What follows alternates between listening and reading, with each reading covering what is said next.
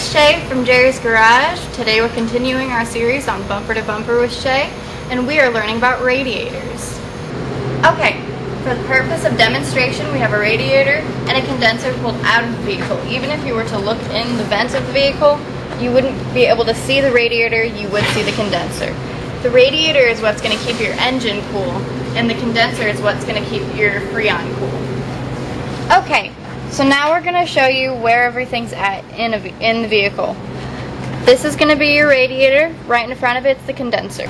Some basic components of the radiator are going to be your cap and your hoses, which there's another identical one right under this one, which is going to circulate all of the fluids through the radiator into your engine to keep everything cool. If it has pressure in it, it's going to be really hard. This one's still pretty hot. The vehicle was running, so it's still a pretty hard hose. On top of this cap, there's a big warning sign. Never open this if the vehicle has been running. It's under high pressure. If that comes off, you're going to burn yourself very badly. So right here, you can see the clasp is on very, very tight, which is awesome.